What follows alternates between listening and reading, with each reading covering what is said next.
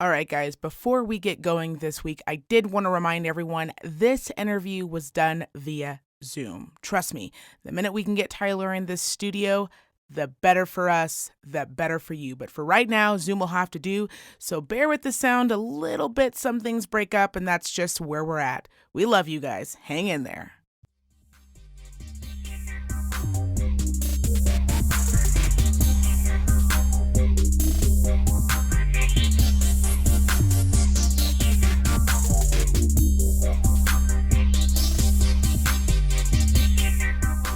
Hey guys, it's your girl Black Mamba, and we are here with another episode of the Hate Journals.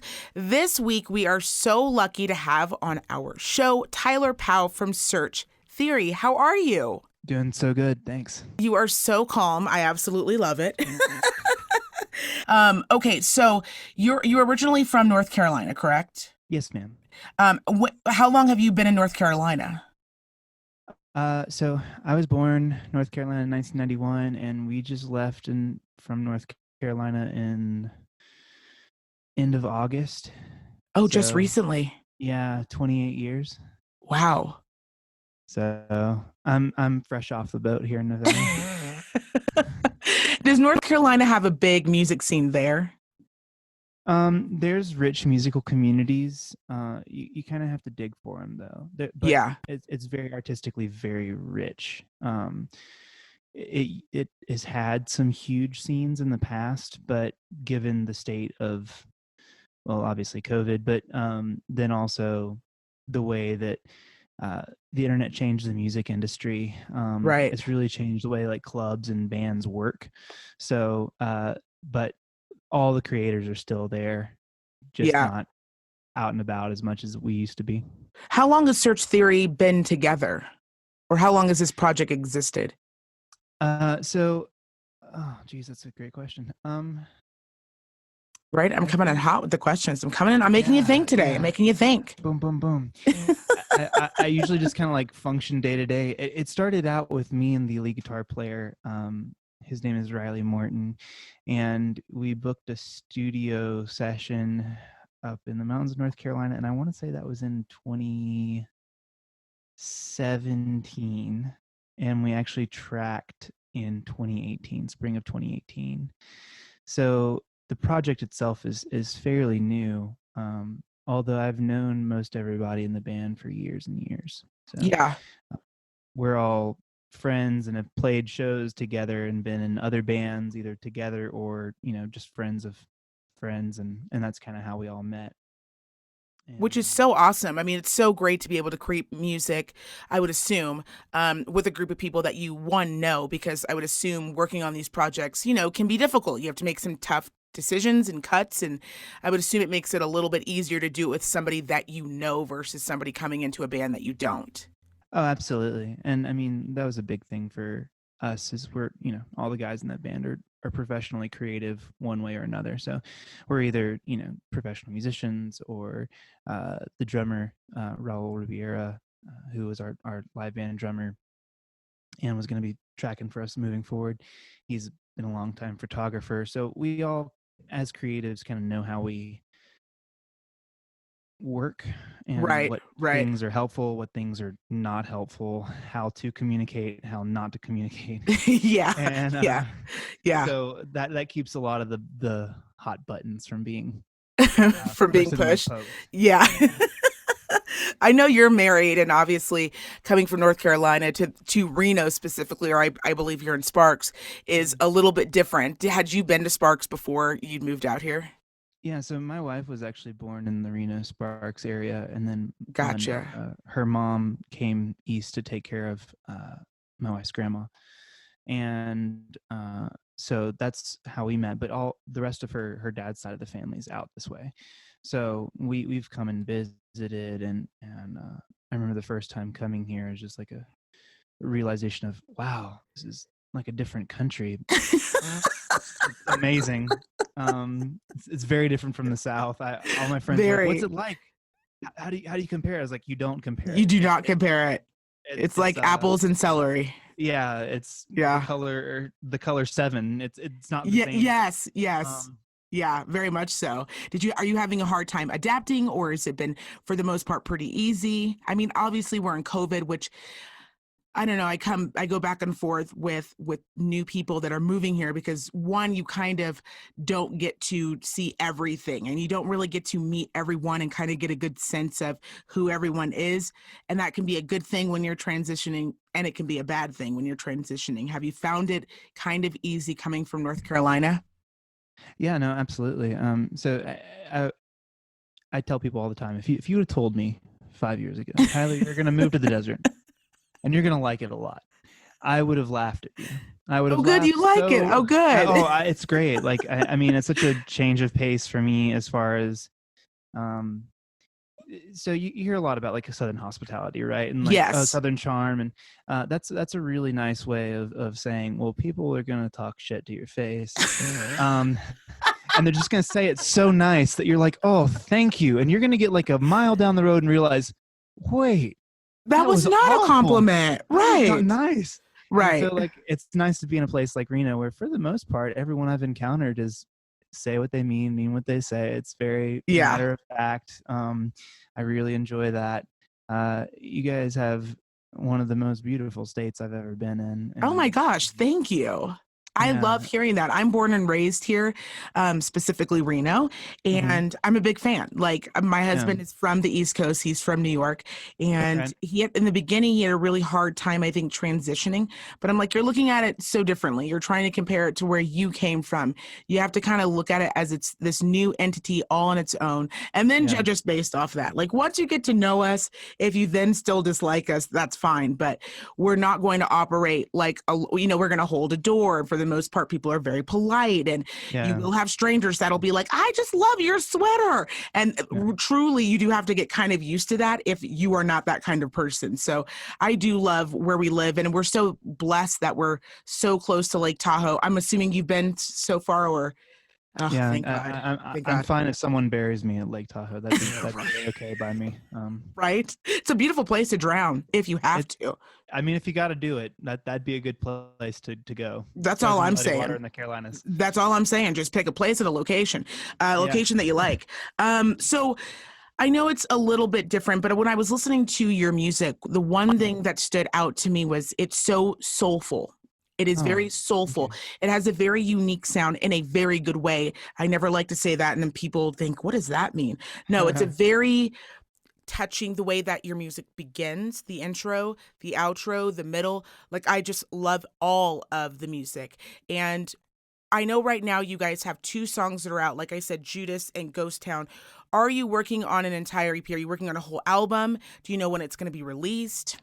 So these first songs are a set of five, and Gotcha. they will all be released here shortly. A lot of it's been kind of held up with COVID and communication between other artists we work with. Yeah. We have a wonderful graphic design guy, but his moniker is Never Glad, and he did the first two singles and has done the subsequent three that are going to be coming out. And Right. so making sure that we can take care of him and all of that has been drastically slowed down just due to COVID life. I know. COVID But life, it's really changing a lot of things, the way that we do things. Yeah. That we took for yeah, granted before that were so easy, I felt like. yeah, absolutely. I remember talking to some of the guys in the band and just saying like, you know, uh, I'd I'd probably kill to go play a shitty club right now. They Right. don't like that just serves PBR and Yeah, Jack. Like that's it. Yeah. Yeah. I know the it's bathrooms it's are terrible, but right. I'll be there. You're like I could do an alley right now. Like set us up in an alley. It could be dark. It could even be sketchy, but we still want to get Yeah, our music out there, which is such a difficult time right now because people who are creative, it's hard to think, okay, now we have to start thinking creatively. How can we do this different? How can we still get our music out, still do the thing that we love, but do it differently? Has there right. been, and obviously now for you guys, the distance is a big thing. Distance Hmm. between all of you is a huge thing. How does that even work? If you guys are recording, or how do you guys even make that work? A lot of it's just figuring out what works for everybody. Like I said, all the other guys are full-time professionals, creatively doing something, and so our bass player has 2 other projects that he's busy with.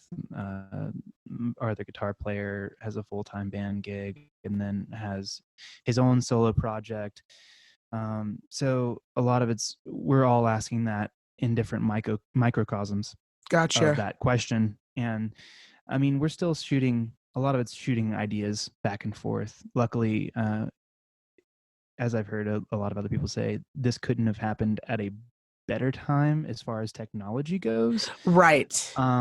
Simply because like even 10, 15 years ago, this would have been kind of the death nail and for the musical community, because you couldn't shoot back MP3 files or anything like that. But now that's very doable. And so we all have some level of recording gear that we're constantly shooting. Hey, listen to this. What does this Right. do for you?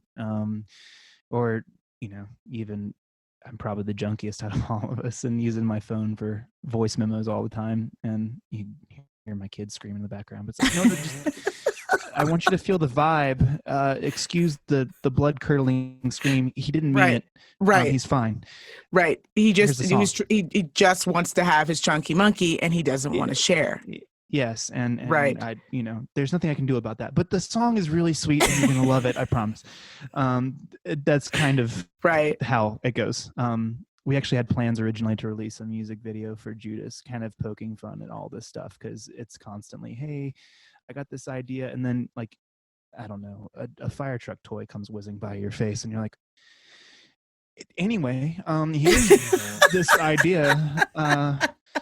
So trying to hang on and be some Yeah. level of professional is a challenge. It can be a challenge, and we 100% get that. I'm here at our studio, which is inside of my home.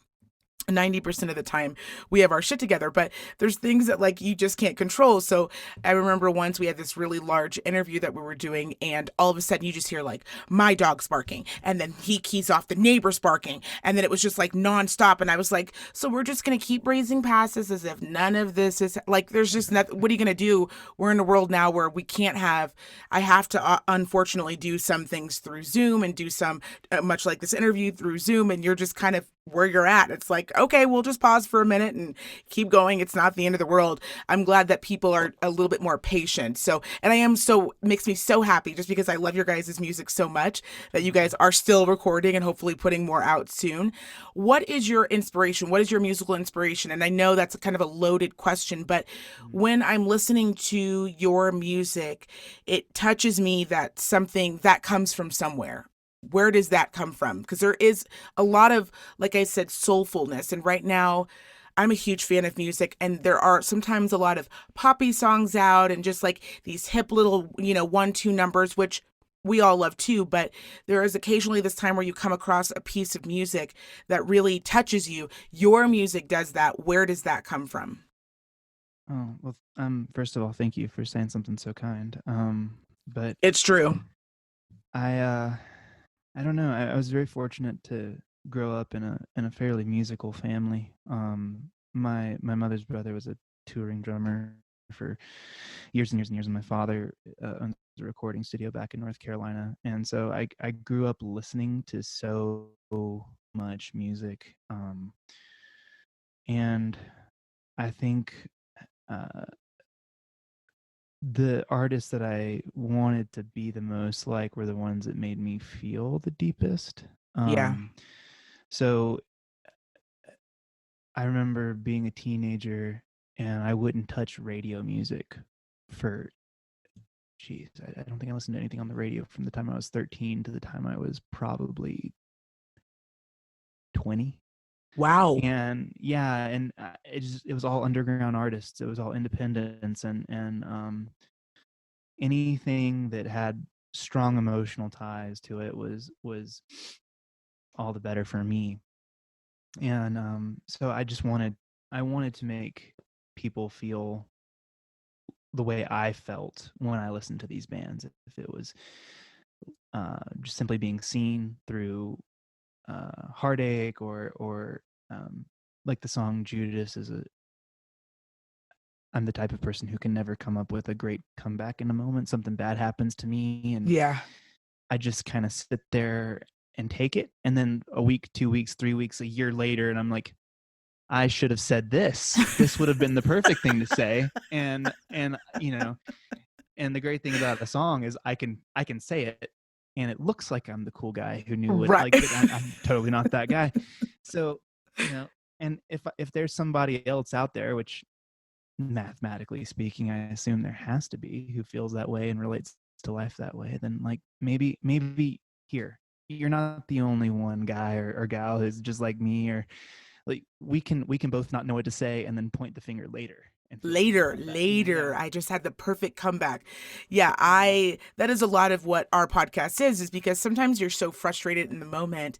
Either you do have the comeback or you're like, okay, well, that's not nice though, Yeah. because I do try to go out into the world and not be a piece of shit. And I do genuinely care about people, but sometimes you're just like, this one thing that I encounter is so frustrating. It's so frustrating. And I know there's got to be someone out there also who feels like this is so frustrating. So I love that you put that into your music because yes, obviously there are people who write for artists, but it is also nice to hear an artist play a piece of music that comes from them, that comes from their heart. So I really think that's amazing and it's beautiful. Now, how long have you been married? For quite some time? Let's see here. We're about 5.5 years right now. Oh, nice. So I'm assuming, do you guys tour?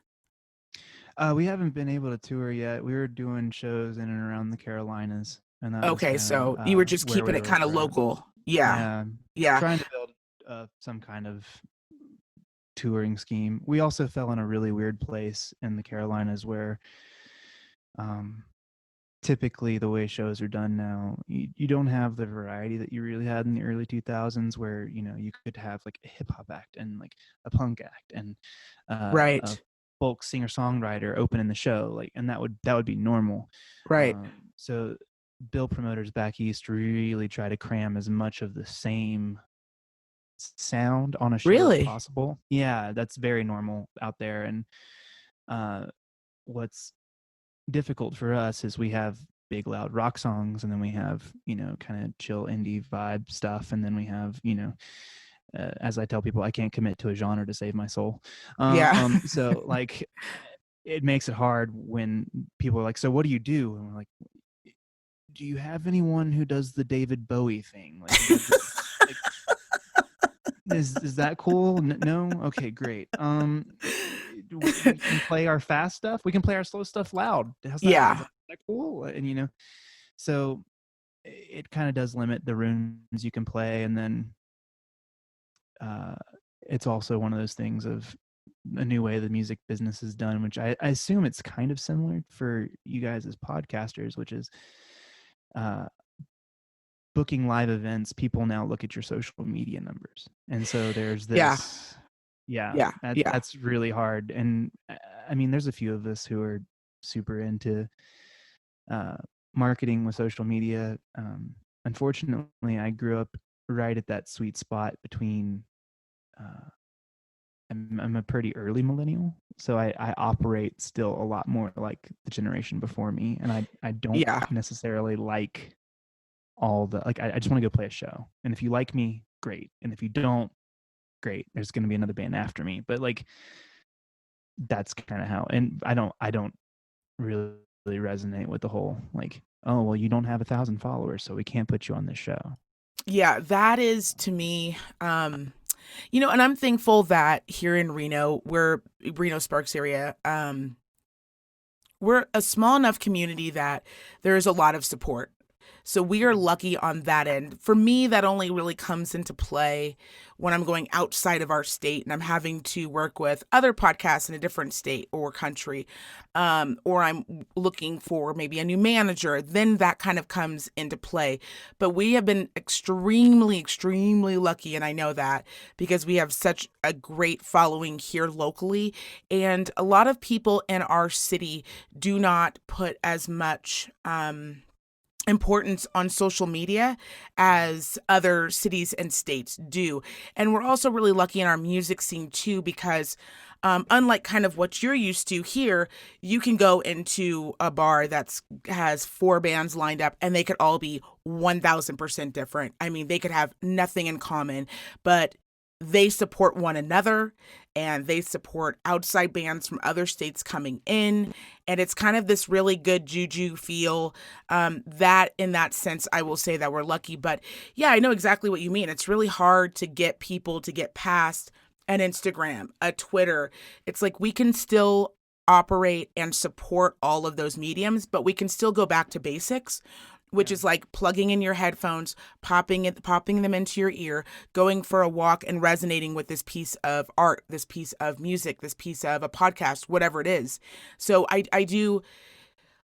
will say that is the kind of one good thing that's coming out of COVID is that I think people are starting to put down their phones a little bit more and really taking in things more Yeah. because they have the time to. So they have the time to take it in and they don't necessarily need kind of all this flash behind it all of the time because yeah, sometimes I feel sorry for people only because they're missing out. Yeah. We aren't No, missing out. Your music is amazing. So anyone who doesn't, just because you don't have 1,000 or 2,000 or 5,000 followers, you're missing out on this great music just because maybe you're flying by because they don't have 850,000 followers. I know there's definitely been bands like that are monumentally shaping for me that maybe at my first reaction of seeing their physical appearance or even hearing like their record, it, it didn't connect, it didn't make sense, or maybe even I didn't like it. But going out to see a performance was a life altering experience for me. And so what I really struggle with, I guess, in cultures where that kind of, impetus is put on um, social media as a some kind of litmus test for your quote unquote success, is you're missing out on quite possibly what might be the selling point. And Right. also, like, there's just bands that no matter what genre you're into, um, however great the record is, it's not live. And the way to see that act, right? Like I think about listening to like a James Brown record versus listening to the James Brown live at the Apollo record. Like, and certainly if you watch the footage, like there's nothing that compares. There is no James Brown record that will ever compare to the live experience. There is no punk rock record that is ever going to compare to seeing the band live. Right. It just doesn't exist. And so that was always kind of our thing. Again, like I know, and for today's scene, and being that I am a part of the millennial generation, you would expect that, like, okay, yeah, we want to, but man, no, I just want to get in a room and I want to make a noise. And I want to see what that does to us. I want to see what that does to you. And I also have a little bit of a theater background. So like there's that feeding thing. Like I want to Right. put something out to you. I want you to receive it and I want you to put it back at me. And then I want to receive it and I want to put it right back. And there's Right. this call and response, energetically speaking, that's just irreplaceable. And that's what I love about great live bands. It's what I love about great live theater, great conversation. It's all like this thing that you can't have unless it's that thing. Right. And and I think people also forget what that feeling feels like when you are watching live music and you're participating in it, right? Because it's participation on both ends. But what it feels like to stand next to people who you do not know, who you've Yeah. never met, who you know nothing about, and to look around at each other and have these goosebumps together and be Yeah. experiencing this music as your heart starts to get really excited and you sing along and everyone's singing along and just seeing and watching that. It's I can never express to someone enough how much they need it in their lives. And it doesn't matter what kind of music you like. It really doesn't matter. I have a 14 or a 15-year-old. God, she's 15. And one of the big things when she was really young was I said, when she was getting older and starting to get into puberty, I said, music is going to be your big thing. Mm-hmm. I know it doesn't feel important right now, but you've got to trust me. And you've got to trust me that there's going to be songs that really resonate with you. And if you think you resonate with it now, wait until you go and watch them live. Yeah. Wait until you go and watch a literal performance and you see how much that song that you thought meant only that much to you, all of the people around you can see the tears in their eyes, the goosebumps on their arms, because they are so into it and so invested as well. That feeling does not go away. That feeling is what is getting me through COVID, because I know at some point we are going to be able to go back and watch live music and be able to participate together and be able to go and enjoy it. That truly is getting me through COVID, because I am the kind of person that, obviously, I'm sure you're very similar. You might put out a lot of work that does engage people, but I also do like to be a loner and like do my own thing there, or Yeah. else I wouldn't be able to be creative. But Right. also going out and watching live music, there's just nothing like it. There's just nothing like it to me. There's really not. My wife is not super into uh big loud rock music, but I got a few years back tickets to go see Foo Fighters live, Yeah, and which they are we great looked. to watch live. It's amazing. You if you like that kind of thing, do it. It'll set you free. But Really will. yeah. I looked over at my wife very like timidly, like you want to go? I can find somebody else if you don't want to. I understand, but she's like, no, I'll go. And I remember, I think it was during the song "The Best of You," and sold out the Greensboro Coliseum, 40,000 seats sold out, and the whole crowd is singing this chant that's in the middle of the song. And I remember walking out of the stadium with her and looking over. She's just really quiet. And I said, "Are you okay? And what'd you think?" And she's like, "I get it." I said, "You get what?" the I that I understand why you love it now. It's like it's a spiritual experience. I'm like, Hmm. yes, that's it. It's you you know under normal circumstance you wouldn't stand beside any of those people. You wouldn't be in the room with most of those people. Right. You wouldn't like it just wouldn't happen. If it did, it'd be in passing at a bank or a restaurant or a gas station or something, but like there'd be no serious conversation, there'd be no link. And here in the middle of this thing, witnessing this great band performing great music, you're all connected, and it's like you're all plugged in to the same source together. And um, so yeah, it's I tell people, music is my religion. It's the church I worship at. It's the place where I ultimately found myself, um, found my friends, and it's the place I go to when I'm happy, when I'm angry, when I'm sad, when I'm confused, and uh, like you said, it's something that's very personal, and you can have that alone time with it, and you can, if you're experiencing a dark night of the soul, as it were, you can pop something on in the car and uh, head into wherever, and it's also something you can enjoy communally, and that's Right. just as important. Right. So Right. And that's the thing that I really hope that people are really gravitating towards, because, obviously it's been just a weird, fucked up year. It has. I don't, yeah, it doesn't matter how you cut it. It just was bonkers across the board.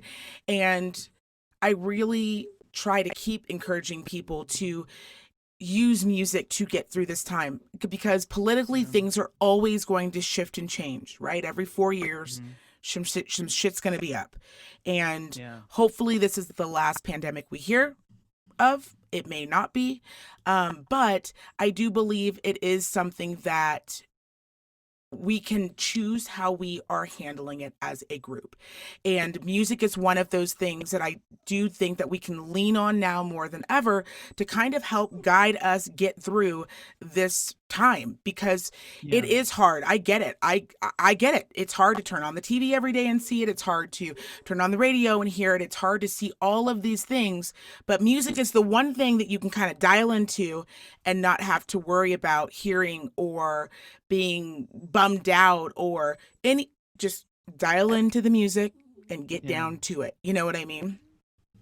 yeah. No, absolutely. I think as I was telling a friend of mine recently, I said, like, now is the time where art shines the most, Yes. because in the day-to-day grind, in the driving to and from, in the I have an appointment at 2, and then I have a meeting over here at 3, and then I have to get over here to pick up my kids, and then they have volleyball practice, and in that time, life is speeding past you, and so no one has time to regard anything. And it's really easy for someone to say something to the effect of, well, is it really necessary? Do I need to go out and see the show? Do I need to go see this new film? Do I need to read this new book? Do I need to go see this art exhibit? Do I need to watch these people dance? Do I need to hear this poetry?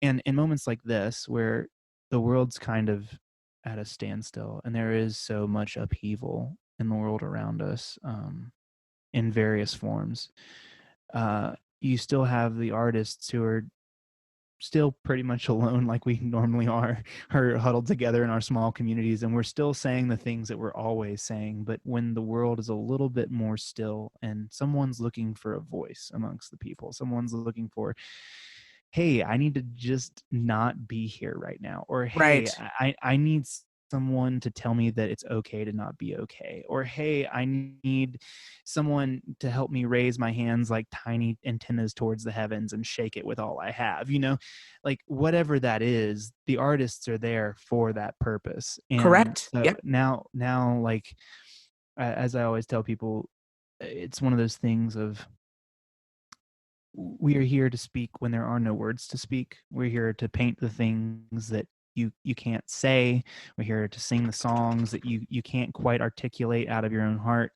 And I hope that, for all the musicians and artists and chefs and dancers and everybody out there who's creating whatever it is they're creating, that they're having a moment where, at least in some small way, their voice is being heard, and that people are finding some kind of uh, community in that.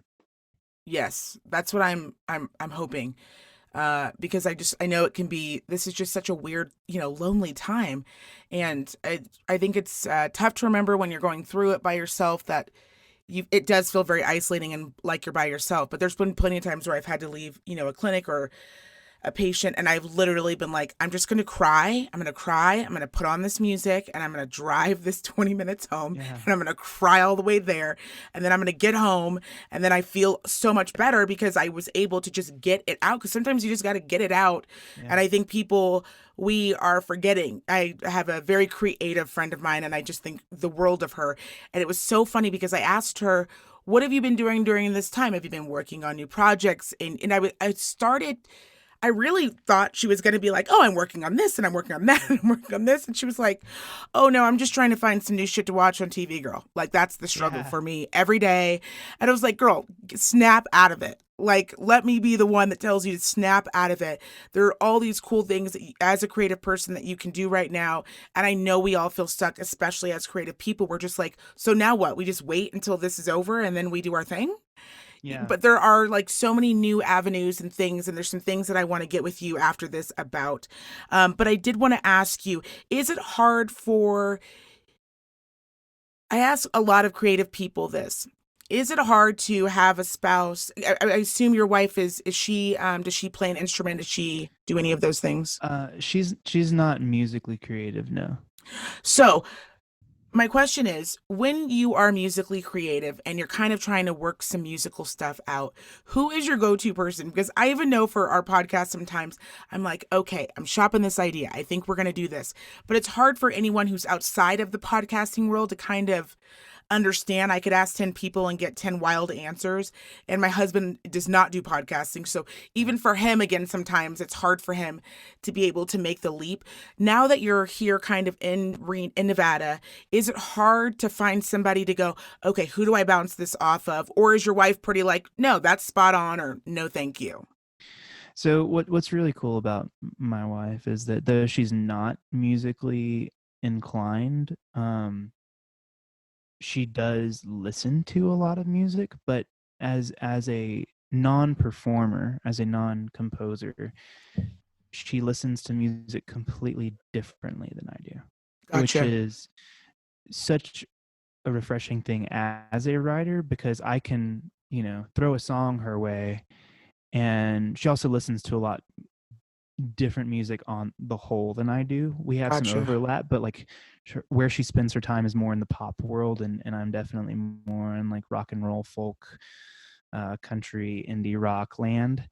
Um, and so when I'm writing something, I'll shoot it over to her, and if she says something to the effect of like, I don't get it, or where's the, what are you trying to say, or then I know like, okay, I got lost in the deep weeds somewhere here, and I need to go revisit my lyrics, or maybe the guitar part or whatever part I'm working on is too busy, or maybe it's, which is coming from the punk rock world, and I grew up playing in the underground music scene in North Carolina, and so I grew up on really edgy music that wasn't necessarily massively commercially viable. Uh, so I have those moments where I'm trying to.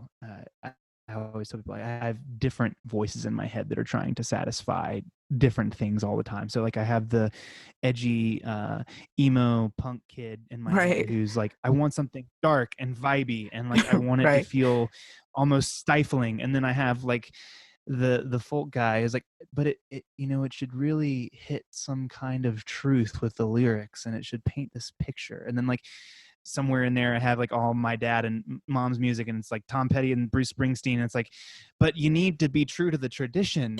All this stuff is competing at like one time, and Yeah. so I'll vomit out a song, and my wife will go,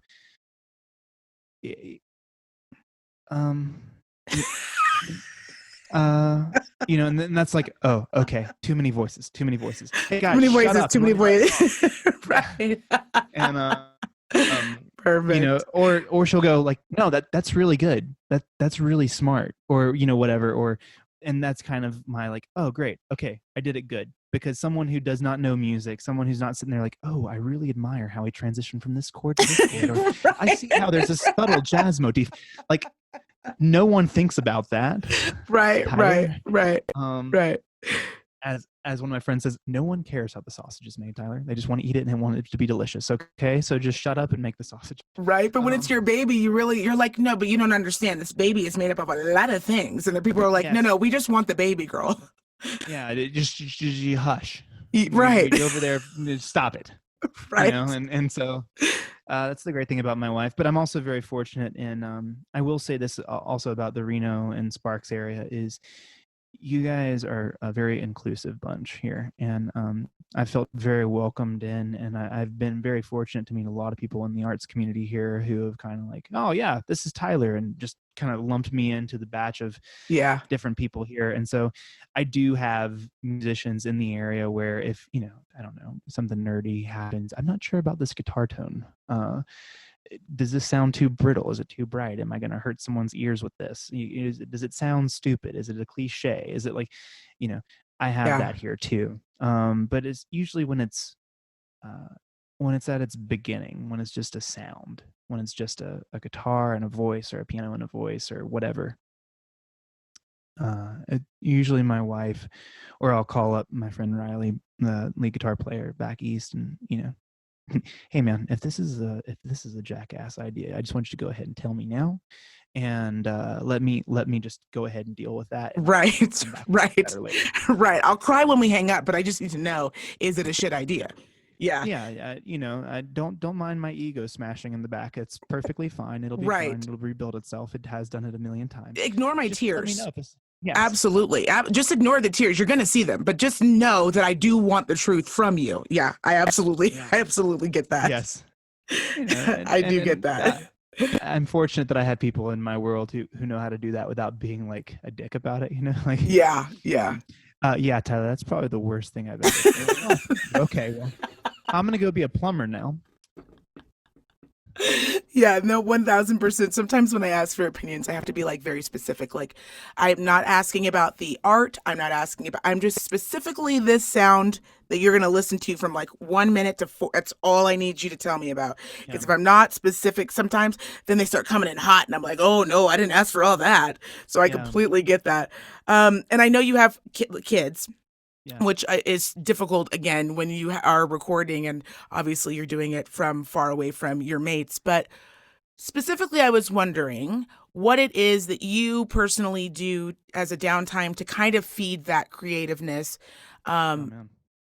One independently, and then how do you do that like with your family? Because again, you're in a new place in a new area, and so it can be very difficult to balance, work life, home life with your family, and then doing your art in the house with your family, Right. having work and having all these other dynamics. What is the one thing that you go to that just is like your top thing? This is what I do when I want to de-stress and get creative and get my creative juices flowing, but I don't have to do anything. Right. I know it's a tough I don't one.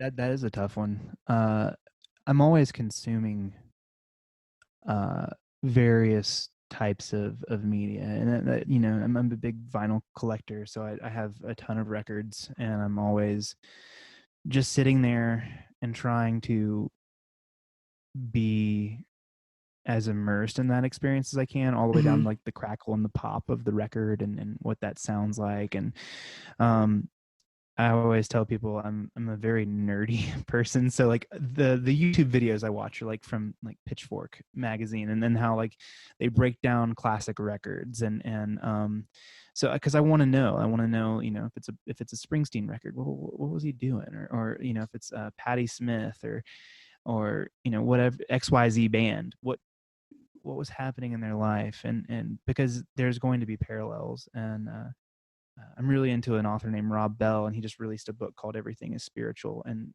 he was talking about when he wrote that book, he wanted it to be uh, very, very personal and get as close to the personal as possible. And he said, uh, at first, it crossed his mind that he should go as universal as he possibly could, but then he realized the more specific he got with his own life, it was the things that everyone else who was reading his work leading up to it being published was resonating the most with, which is Gotcha. oddly backwards in that like you'd feel, well, this is just a me experience, but everyone has had some version of that experience. And so Right.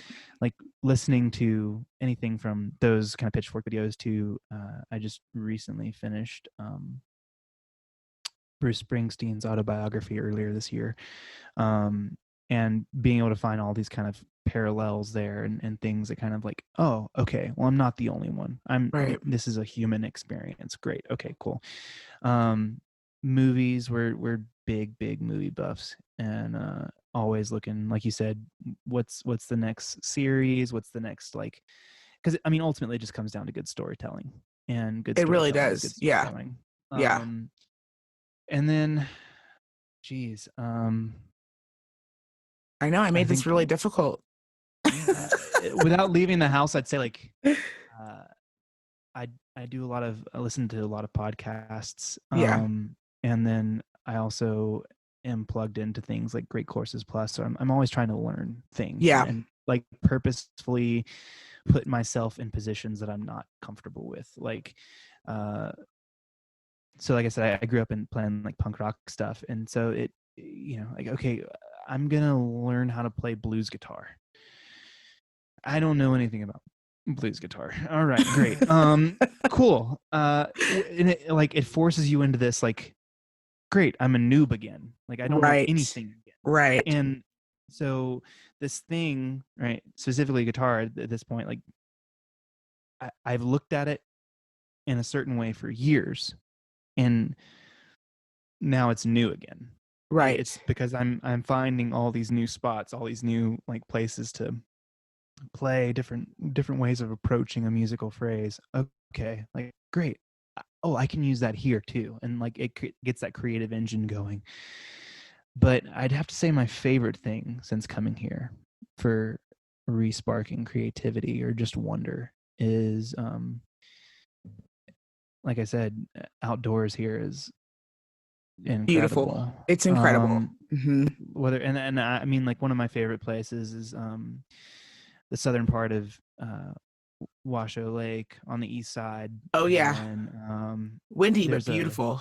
amazing there's a dried creek bed, I guess, where the lake has receded a bit out of the dunes, and it's all, mud cracked and very, very deserty, and going out there, being around the wild horses, feeling like you're out of time. um I mean, you can see all the houses and stuff, but once you get way out there, it's kind of like everything's far away, and you can, I don't know, it puts me in a different headspace personally, where I don't It's feel like you like can I'm, think. It's like you can yeah, think. It's like your brain isn't preoccupied almost with, oh yeah, I got to get gas, and oh there's houses yeah, over. That's a nice house. Oh, there's cars. What's that? No, it's like you get far enough out and you can just think of nothing. You can let things kind of pour in yeah, versus constantly trying to, your brain just constantly going. That's one of the nicer things about living here is you can really, if you don't want to be around folks, you can go and find somewhere to really be by yourself and just figure out nothing or figure out whatever it is you're trying to figure out. yeah. I always tell uh my students when I'm working with younger musicians and saying, like, you can only pour out whatever you have in you. And if you're not putting something in, eventually you'll go to say something and there won't be anything to say. There will be nothing left to pour. And so going to places that, for me at least, uh, going to places that are older, that are bigger, that um, are away from, really, for, especially being from the East Coast, everything I know is familiar. Yeah. There's no big longleaf pine trees. There's no sound of cicadas. There's no any of that stuff that is so familiar to me. And to be out there in the middle of the desert, to let the wind just engulf you, and to think about all the different people groups that have been in this area since way back before anything resembling America ever existed. Um, it does something to you where, yeah, you can think and you can just sit still and you can let it just be there. Right. And um, it's almost like being plucked physically out of whatever narrative that you find yourself in. Right. And, like, okay, well, now you're in a different story. So Right. Very true. what are you going to do about it? Are you going to fight it? Are you going to um, try to surround yourself with whatever modern comforts or numbing techniques you have for the world around you, or are you going to just let it work on you? And I love that, and that's a huge part. I know for me, being able to let go of things, is going out to a place like that, or even, I know it's shut down right now, but driving out towards Pyramid Lake, like once you get up into the hills and Yeah. it really Oh deserts yeah. out, like, um man, I you know all the crazy things that clutter up my head, but just as a person, and specifically as a creative as well, it doesn't matter that much anymore. It doesn't, okay, like, so I don't have this figured out. Great. Like I said about the social media thing, like, that's a pressure I feel low key to severely all the time, and to go Right. out somewhere like that, like there, Right. it doesn't matter. You don't have phone signal anyway. Right. So forget it. Like, it's not going to help you make anything better. It's not going to help you be any better. You're not going to be a happier person. So Right. you're here. You're here in the desert. Be a better person now. Be a Yeah. happier person now. Tyler, how are you such a good soul? I mean, tell your mom and dad I said good job. You are. You're such a great soul. It really comes through in your music. Sorry, you guys. My dog is Tyler's having to look at my little misbehaving dog who was just like, "Please, can I just see who you're talking to?" You really are a great soul, and it really does come through in your music. And Thank I you. love meeting somebody, and it's just like spot on. Like you're exactly what I thought you would be for your music. Is there anything that you would like to promote as we wrap up? Yeah, certainly. Please go listen to Judas and Ghost Town. Keep your eyes open. There's going to be a new single coming out soon. Um, I'll leave that a little bit mysterious there. Ooh, And very I've been mysterious. working, yeah, I've been working with a local singer-songwriter by the name of Chad Flores. And I got a couple other great musicians from the area. So if you want to go check out some Chad Flores, please go do that. And yeah, stay tuned. Thank you so much. Do you guys have a website? We do. I'm sorry. I probably should have No, said that's that too. okay. You can find us at wearesearchtheory.com, and we have some videos up. We have some photos up of the band back east. You can find all our links to all our live YouTube videos if you want to see what we sound like live. Um, you can find us on Instagram at Search Theory and Facebook at Search Theory. I think we even have a Twitter. Do you have a Twitter? Um, yeah, I think so. Not that anyone talks on it, because that'd be useful. But I will, you guys. You guys know, per usual, I'll put the links down in the description box, where you guys can find Search Theory on Instagram and their website. So just in case we forgot something, it will be on there. Thank you, Tyler. You are the Yeah. best. You guys, thank you for tuning in for another episode, and we will talk to you soon. Bye. All right, you guys, that's going to wrap up this episode of the Hate Journals. We cannot thank Tyler enough from Search Theory. What a great person, right? I just love being able to meet new people that come to our area and bring us so much goodness. So excited. You guys know what to do. Make sure you log on to our website at thehatejournals.com. And of course, you can follow us on Instagram at The Hate Journals, and of course, Twitter at The Hate Journals. We love you guys, and we'll see you soon. Bye.